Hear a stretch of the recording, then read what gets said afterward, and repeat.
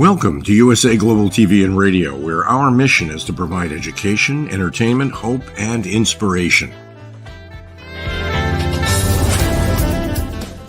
USA Global TV and Radio connects you with experts and audiences all around the world every single day to help you succeed in business and to live a richer life.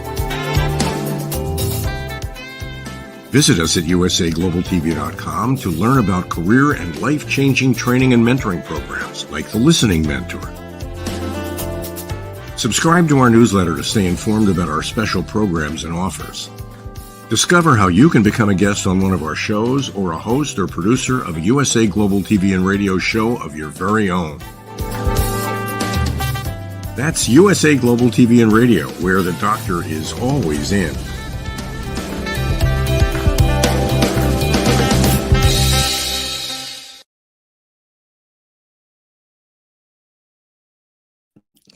Hello, everyone, and welcome to USA Global TV and Radio. I'm Dr. Jacalyn Kerbeck, and our show today is the Mallorca Connection.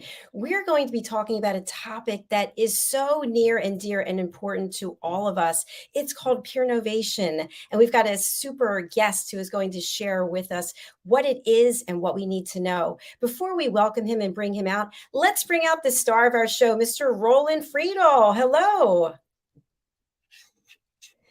Muted. Hello, Dr. Jacalyn. My excitement, I forgot a technique. Great to see you again. How are you doing? Thank you. It's great to see you again. And for people who don't know, we just did a show together. It's Your Healthy Lifestyle. That was a lot of fun talking about supplementation. ROLAND, you are an integral part of what we do here at USA Global TV and Radio. You've been a great friend and mentor to me as well. Tell us what you're doing when you're not on our platform. But I'm not on your platform. Okay, I cannot tell everything. I'm walking my dog very often because this is my cardio program. Besides weightlifting, I take a lot of care of my health. So I eat very healthy most of the time. It's 80-85% healthy eating, a lot of exercise. That's what I do on a daily basis. I do a lot. Actually, I'm writing a book, bringing up a book out now. But my main business is when maybe people asking, it's the Mallorca Connection, this boxing gloves. To make a long story short, Mallorca Connection, Mallorca has been this beautiful island, my home base for the last 14 years before I left it last year to move into my motorhome. It was for me a perfect spot because I was, and I still do, I train, I coach, I consult international companies on the whole globe. I was every part of the world except Australia, North America, Canada, South America, Middle East, Asia, Africa, Europe. And for me, Mallorca was a good hub to fly to all the spots, and it's an amazing place to live. So that's why the reason it's called Mallorca Connection. And the boxing gloves in my background is because the company I'm running with my team in 9 languages is we not only consult the organizations, we not only train their team, we not only coach their sales staff or the leadership. We see themselves, that's the company name, Sparta Performance System. We spare them, like sparring in the boxing. We spare them. We are their sparring partner to make them fit to perform under pressure on a daily basis in their field, in their industry, in their markets. That's my background. I'm doing almost 3 decades right now.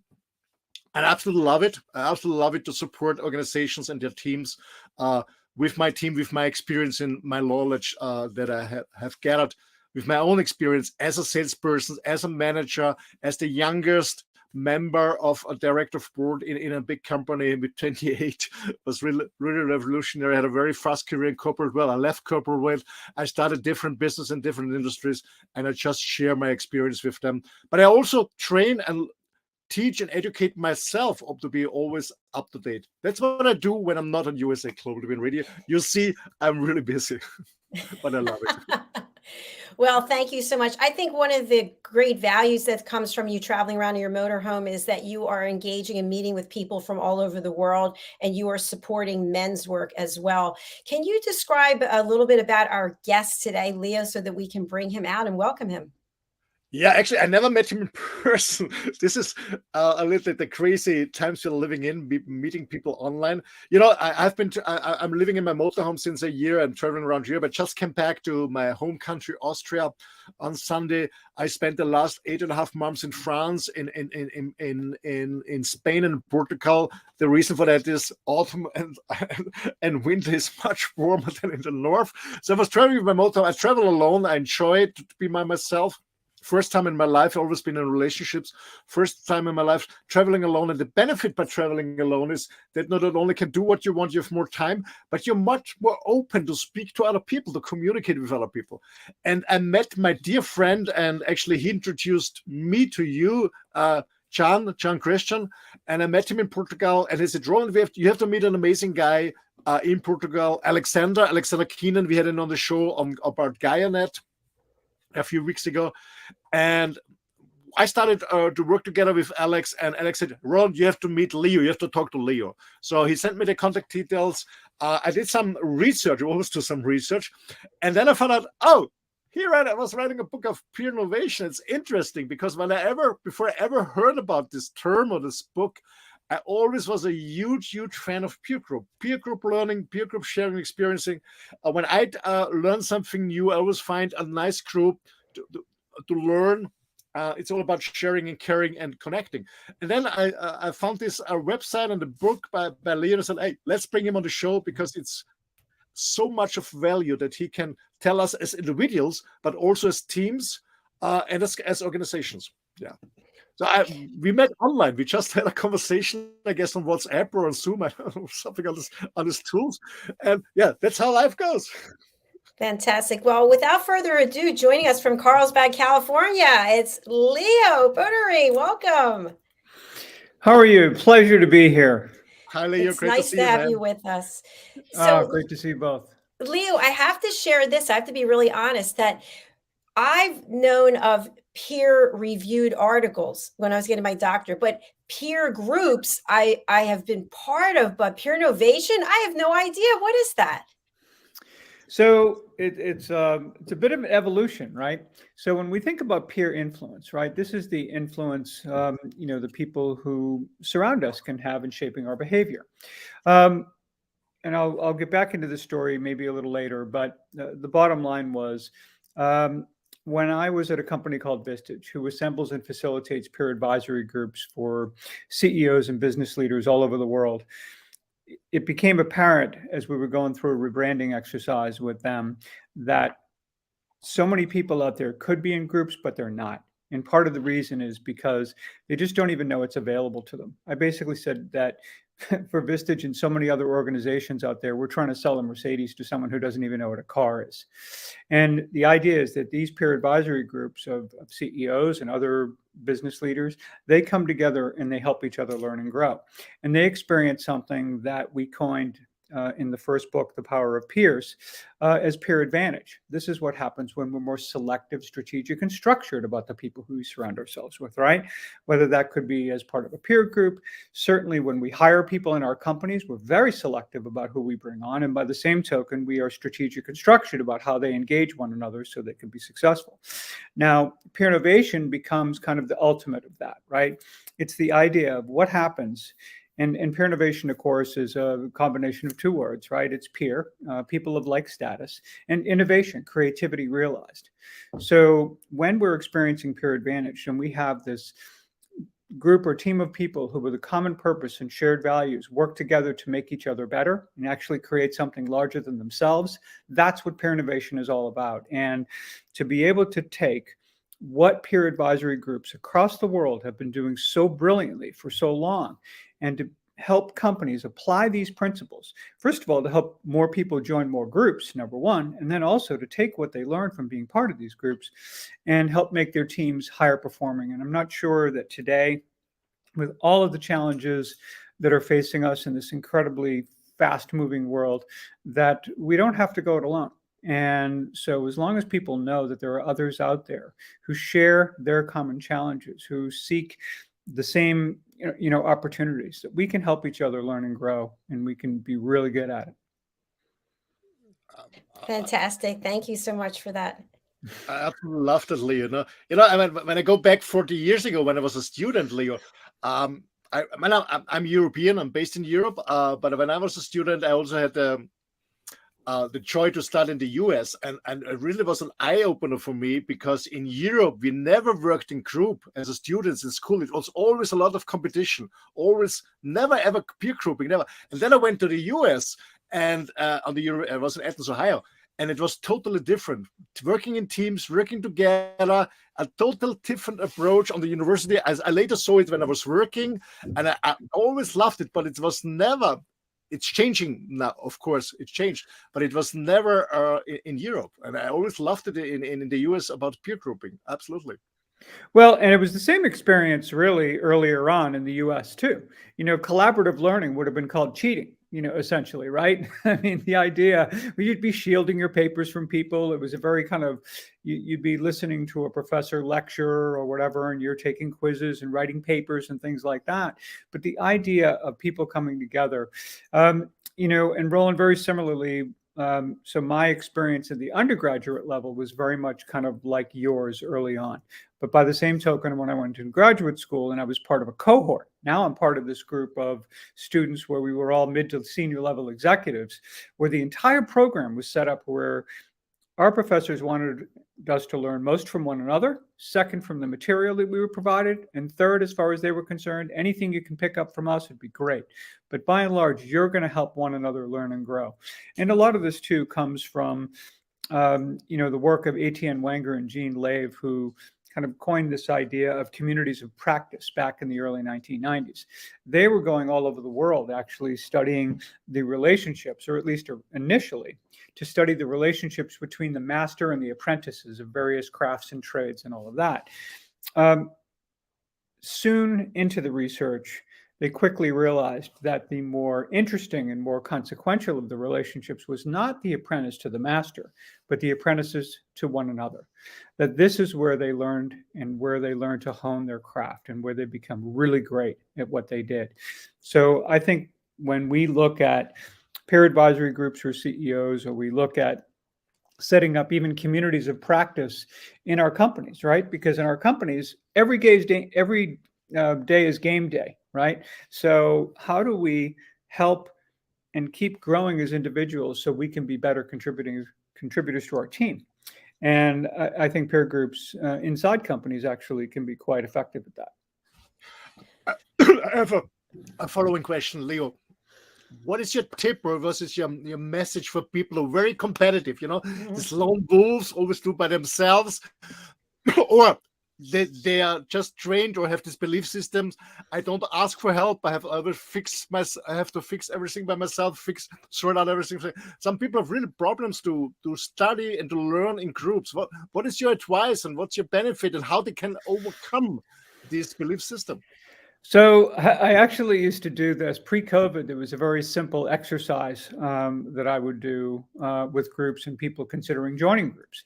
And if you're familiar with thumb wrestling, right, where people lock their hands essentially and they thumb and they try to pin the other person's thumb down. So what I would do is I'd get these group of people and I would pair them. And I would say, okay, what I want you to do is, work with the person in front of you, hone your thumb wrestling skills. But when I count 3, 2, 1, 0, I'm going to give you 30 seconds, and whoever gets the most pins will win like a book, or I had something for them, right? So all of a sudden I'm going 3, 2, 1, 0. And you've got all of these CEOs who are like, they turn into 8-year-olds really quickly, right? They're trying to pin each other and do this, that, and the other, right? So then all of a sudden the game is over. Everyone kind of calms down. And I go around the room and I say, okay, how many pins you get? Someone says 2, someone says 3, maybe someone gets 4. And then someone says, I got 30. And okay, well, let me get back to you on that. Then someone else would say 2 or 1, or they were even, split 3 and 3. So I go back to the person who got 30. I said, how did you do that? And he said, well, basically, we agreed that one of us would just let the other one win as many times as humanly possible in the 30 seconds, and then we'd split the prize. Okay, so now they each got a book. Now, the interesting part about this, of course, is that working together, you can get an exponentially better result than when you compete with one another.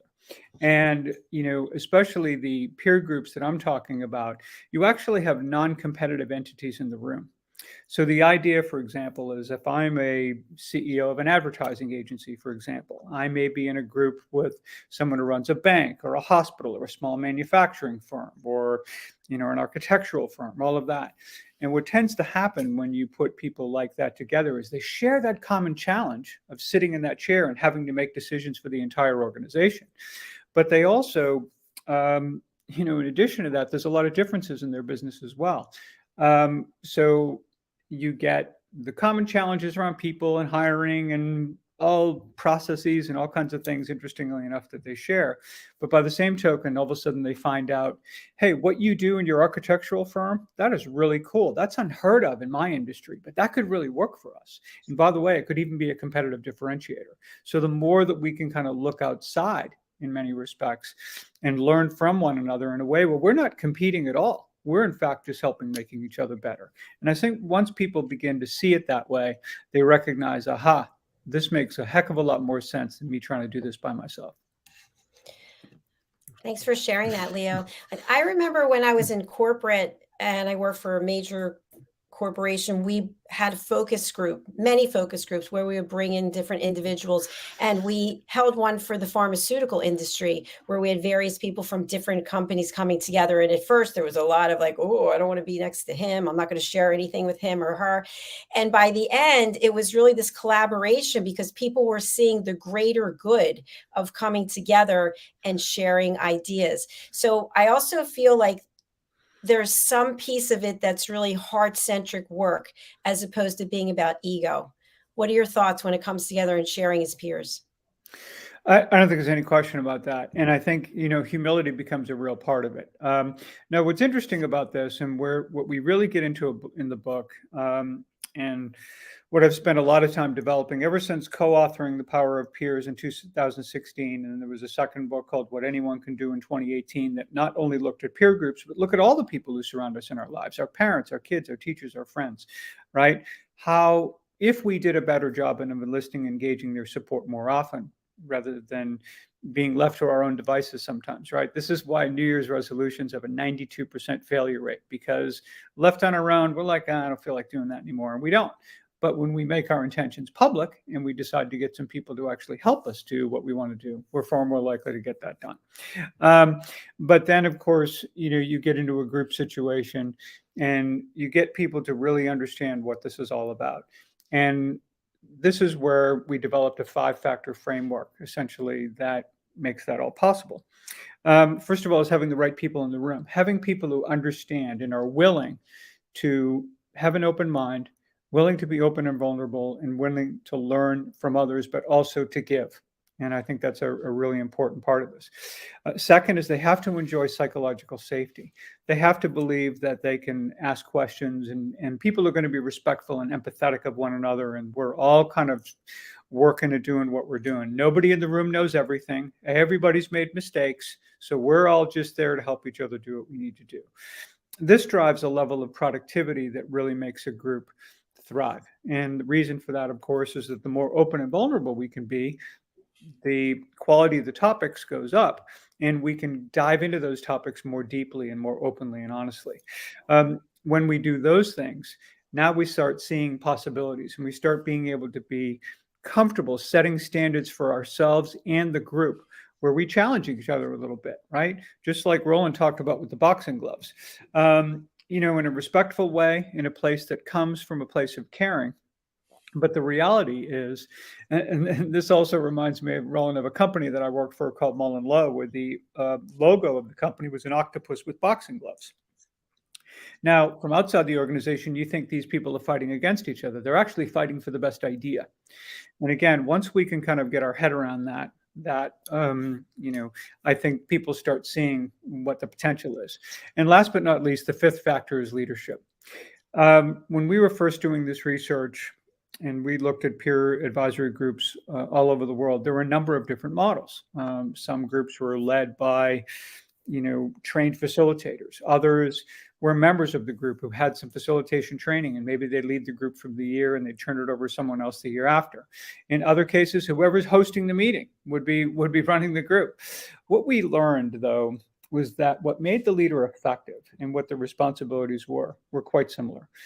what made them effective was that they were a servant leader. They are there even, as someone who cares about the members. They're not there for their own self-aggrandizement or to pad their resume or anything like that, right? The other thing is they were a part of the group, not apart from it. So it's not like you got the group leader way up here and here are the members down here somewhere. Everybody's all in it together. In fact, we create a little triad for this, which shows the leader, the individual member, and the group as an entity, all having a shared responsibility for whatever result they desire that may sit in the middle. Could be how much fun they have, how productive they are, how accountable they have to be, whatever it happens to be. And then, of course, last but not least, even though the leader is a part of the group, not apart from it, the leader still has a role.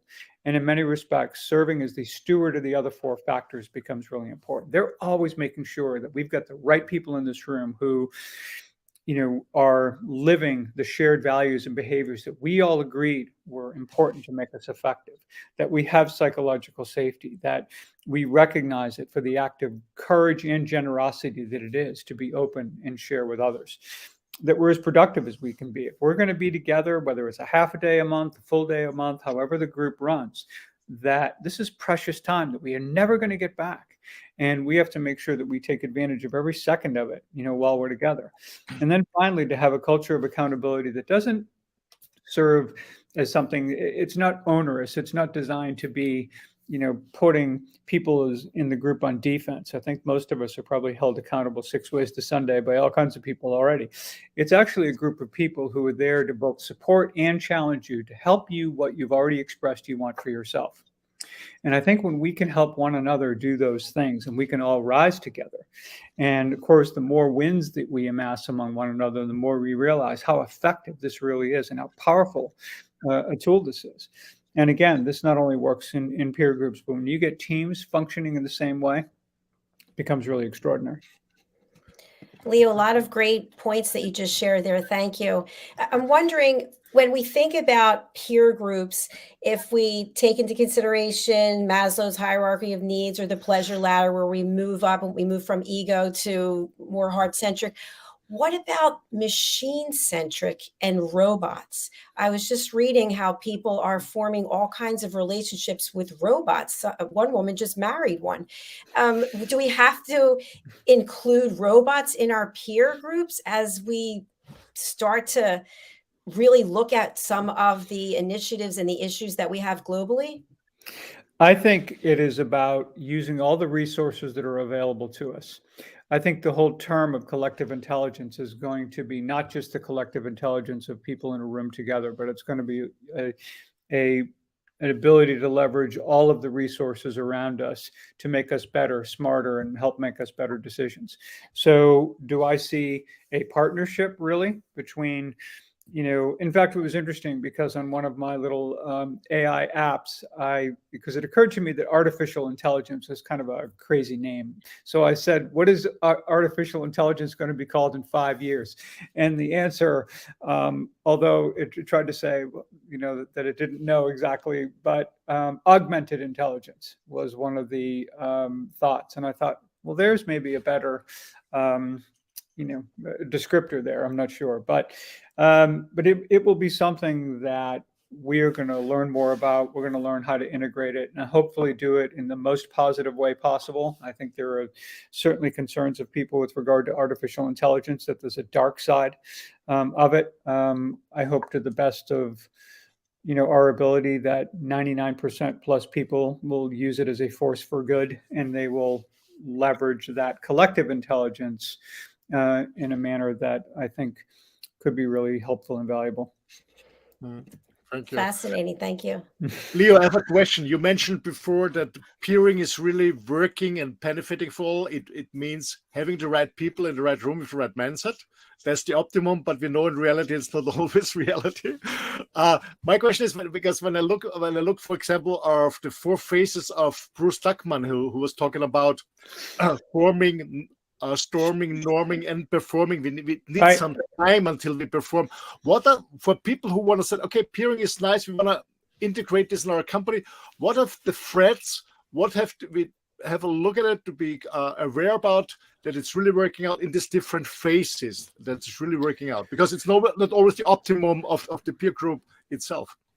Yeah, and by the way, those phases that Tuckman talks about are every bit as applicable in any group or team. It's always, a part of that evolution, of a team for sure. I think when it comes to what I've seen for peer groups, it's having people have clarity about why they're there. And I think that's really important. You can form peer groups inside companies, for example, that if you just decided, okay, well, let's form a peer group because I think it would be really cool if we got to know each other better and all this other stuff, and maybe we could help each other in some way. I think that can be great. I've also seen that when that happens, it can devolve into, well, let's sit around and complain about the senior leadership team, or let's complain about whatever we want to complain about.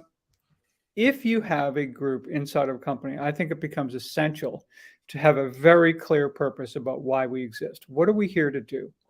So in many cases, you could have a strategic initiative, for example, that's going to require a lot of cross-functional collaboration. Now, you could set up a group that is essentially designed of cross-functional leaders designed specifically toward successfully integrating and implementing a strategy in a way where everyone benefits and knows what's going on, so that somebody doesn't do something in one department that has a negative effect somewhere else and doesn't do it on purpose, but they just wouldn't realize it. They just wouldn't know it. So getting a group together like that, it could be, and here's, I think, a very powerful way to use peer groups is you've got a learning and development program, right? Many do. It could be anywhere from micro learning to off-sites to however it is you're delivering content and trying to grow and develop your folks. The problem with it, and this is not about the content or the quality of the program, anything like that. There's some amazing stuff out there. The problem is that there's no mechanism for someone to truly take it in and actually apply what they've learned, and certainly do it from a team situation. So groups can be fantastic as far as we're going to form a group. We're all going to go through this session together, and now we're going to come back and we're going to talk about what we've learned, and we're going to dive into and think to ourselves, wow, if there was this one thing or these two things that we could implement, what would they be? And if we did it, we were successful at it, couldn't they make it that much better? So now you start working together and doing that. This actually falls into something that we identified as being essential to high-performing peer groups, actually, and it was called the learning achieving cycle. So the idea is that as social learning theory has been teaching us for quite some time, both of you know this, we learn better when we learn together. There's just, no question about that.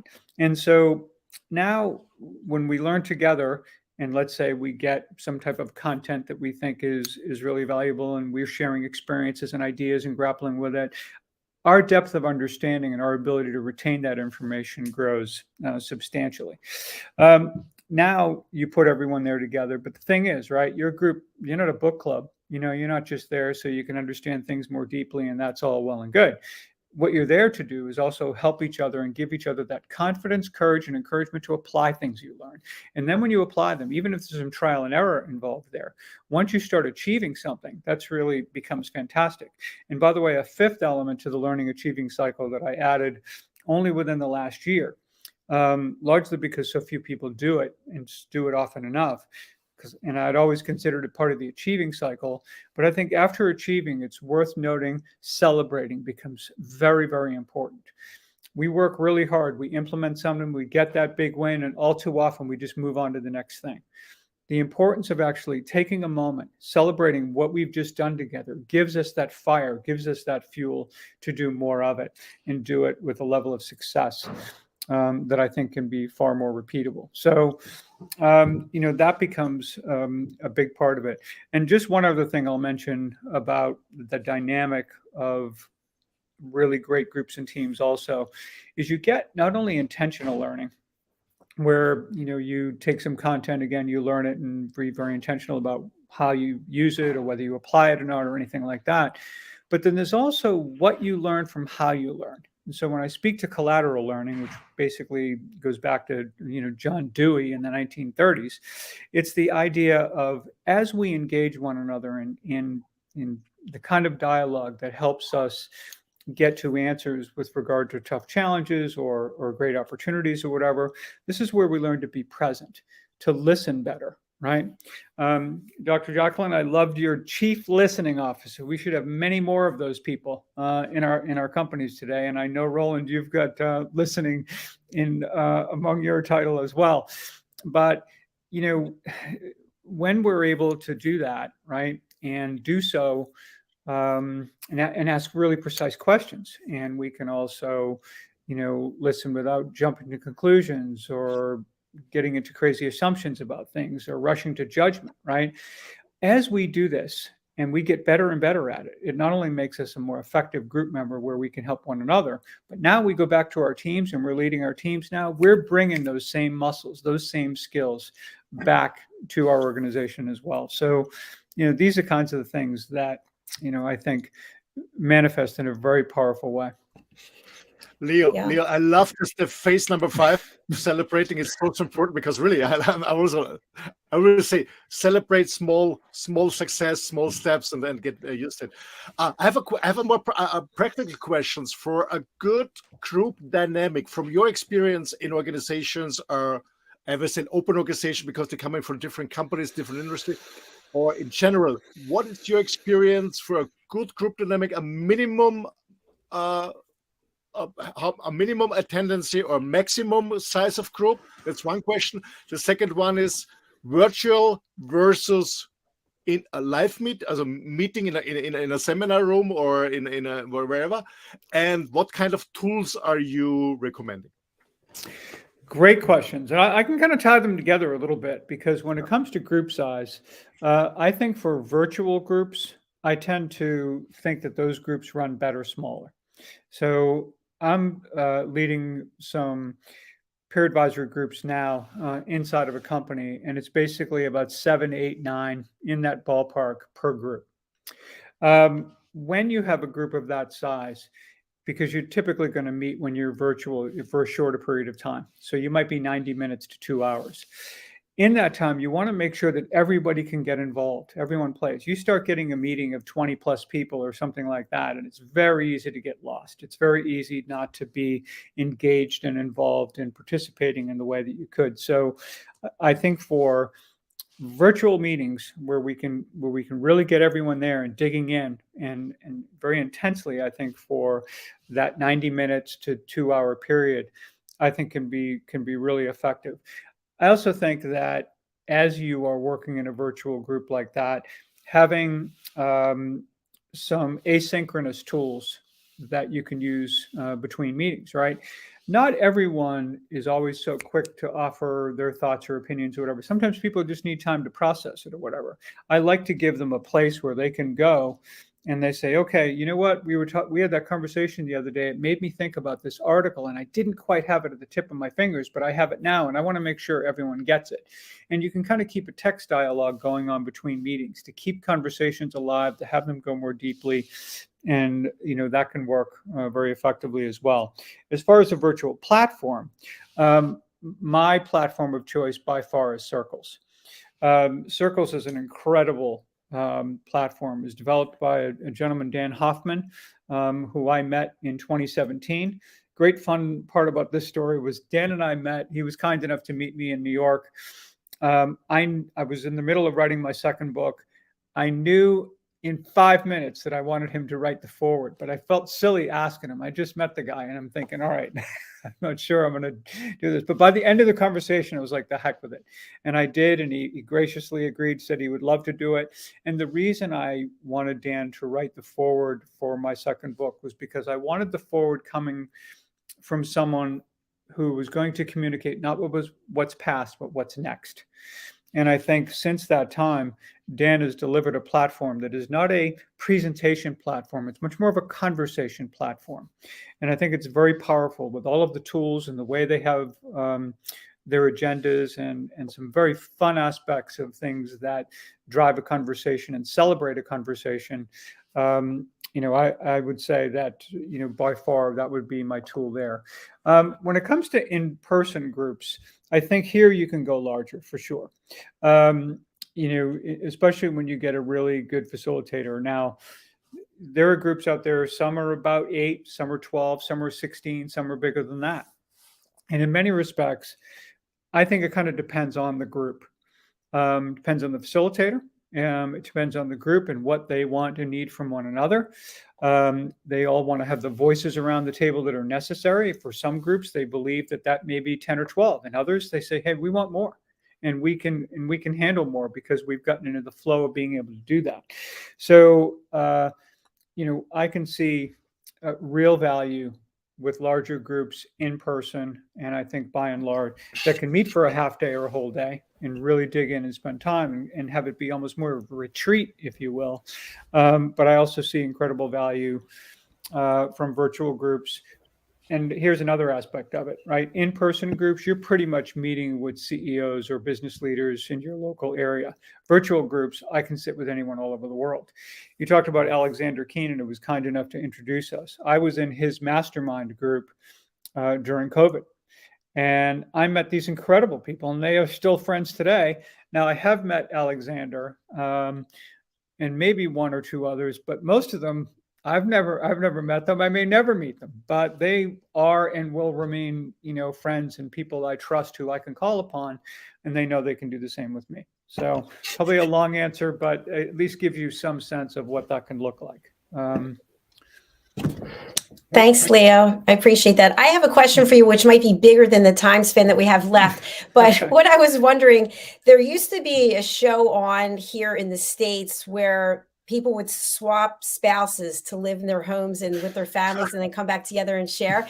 And I'm wondering, with peer groups, if we could get past the regulation and the legal implications, what value might there be to CEOs leaving their company and going to another company and then maybe coming back to their company with the information that they learned, so that it was more of a collaborative effort of growing and expanding your opportunity and your education about what some other organization's doing? So interesting you bring that up, and this is not going to be as long an answer as you might think. A lot of that goes on now. Not in terms of switching jobs and things like that, in terms of the legal aspect of it, but spending a day or spending time in another CEO's shoes in another industry where they can learn, a lot of what you talked about. There's more of that that goes on than you might think. Also, in most cases, when you're part of a group, you want to do for you and them, you want to make sure that the group members know as much about your business as you're really willing to share, and you want them to, because then they'll be able to really help you. If you leave them too far on the outside, they're not going to be very much help. The more that they can truly crawl inside all the financials, all of it, right, in terms of what's going on in your company, the more likely you're going to be able to get help there. So people do host presentations, for example. So in many groups, the meetings may switch from company to company, right? Because, okay, if you and I are in a group together, maybe my company is going to host it in our place 1 month, and then you'll host it the next month, and ROLAND will host it the month after that. And we get to see each other's places. We'll give a presentation and talk about our business, take a deep dive into it. But then also, we can do those visits with one another. And I would say, last but not least, a common tool of groups working together is to create tiger teams. So let's say, for example, I was having a particular challenge in my company, and I'm thinking like, oh boy, how am I going to, deal with this? And all of a sudden I mention it in my group, and I've got 2 or 3 members there that said, been there, done that. We're going to come help you. And they'll come to my company, and they're going to work with me, and they're going to help me get my way out of that challenge in a way that I never would have been able to do it alone. And again, when you have people that are willing to do that for one another, not only to deal with tough challenges, but also with opportunities, right? I can't tell you the number of meetings I've been to where someone says, hey, I've got this great opportunity, but they see it as this big. And someone in that room will say, wait a second, that opportunity is this big. And it's really incredible to see that light bulb go off for people. Thanks for sharing that. That's really exciting to know that it's already taking place in some form. We do have some comments from Push Child Foundation in Uganda. Thanks for the show. Thanks for watching. And also from Gaffa Broomley Priestley. I'm just loving it watching live. I know Gaffa is in Ghana. So We appreciate you being here. Welcome to you both. Wonderful. Welcome. Well, I feel like we're just scraping the top of the surface. Is a fascinating topic. Before we go, I do want to share your website. You are also an author. Tell us a little bit more about this, please. Sure. Co-authored the first book in 2016 called The Power of the Peers. And The Power of Peers is basically how and why peer groups are so effective. The second book, as I mentioned, is called What Anyone Can Do.